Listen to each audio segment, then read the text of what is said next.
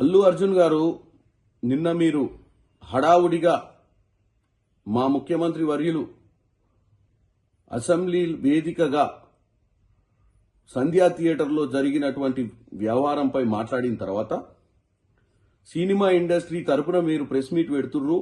ఎందుకంటే మీరు అందులో కీలకమైన వ్యక్తిగా మీ సినిమాకు మీరు వెళ్ళినప్పుడు అక్కడ ఒక నిండు ప్రాణము ఈరోజు ఆ కుటుంబంలో మరో వ్యక్తి సీరియస్గా ఉన్న విషయాన్ని గుర్తు చేస్తూ నిన్న అసెంబ్లీలో మాట్లాడిన దానికి మీరు ప్రెస్ మీట్ పెడితే మేమందరం ఏమనుకున్నామంటే మీరు ప్రెస్ మీట్ పెట్టి ముఖ్యమంత్రి గారు చెప్పింది వాస్తవము, రానున్న రోజుల్లో మేమంతా బాధ్యతగా వ్యవహరిస్తాము, తప్పిదం జరిగింది, తప్పిదం వల్ల ప్రాణాలు కోల్పోయినాయని చెప్పి ఒక మంచి సందేశాన్ని, ఒక సినిమా రియల్ హీరోగా సందేశాన్ని పంపిస్తారనుకున్నాం తప్ప మీరు నిన్న ప్రెస్ మీట్ లో మీరు ఒక నోట్ రాసుకొని వచ్చి మీరు ఒక రియల్ హీరోగా కాకుండా ఒక సినిమా హీరోగానే మీరు వ్యవహారం చేసినట్టుగా కనపడుతుంది.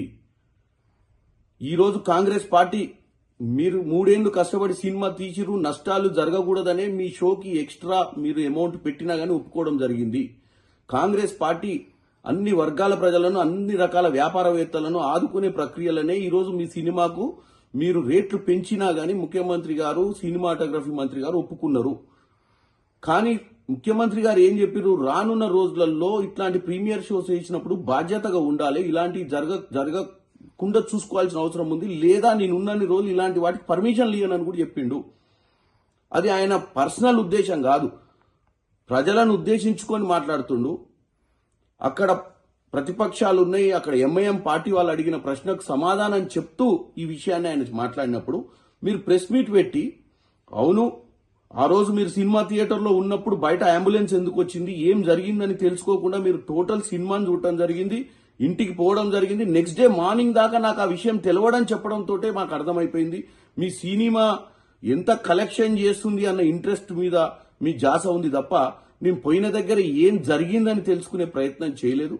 మీరు ఇంకా నేను తెలిసిన తర్వాత పోలీస్ స్టేషన్కి పోదాము, లేకపోతే హాస్పిటల్కి పోదామంటే లీగల్ మ్యాటర్స్ అడ్డొచ్చినాయని చెప్తున్నారు. ఒక రియల్ హీరోగా మీరు మాట్లాడినట్టు లేదు. ఒక స్క్రిప్ట్ను తీసుకొని ఆ స్క్రిప్ట్ను చదివినట్టుగా ఉంది. మీరు ఏం సందేశం పంపిద్దాం అనుకుంటున్నారో ప్రజలకు మీకే క్లారిటీ లేకుండా నిన్న మీరు ప్రెస్ మీట్ పెట్టిర్రు.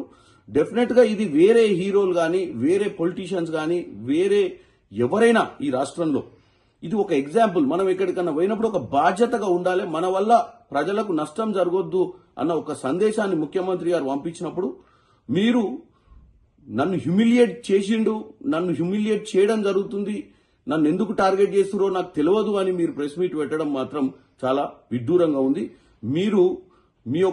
మీరే కాదు ఎవరైనా మీరు హీరోలు, మిమ్మల్ని రియల్ హీరోలుగా చూస్తారు ప్రజలు. వాళ్ళు ఆ 3 గంటల సినిమాను మీరు చూసినప్పుడు వాళ్ళు మిమ్మల్ని మీలో ఒక మంచి హీరోని చూస్తారు. మీరు బయట కూడా అలానే వ్యవహారం చేయాలని కోరుకుంటున్నాను.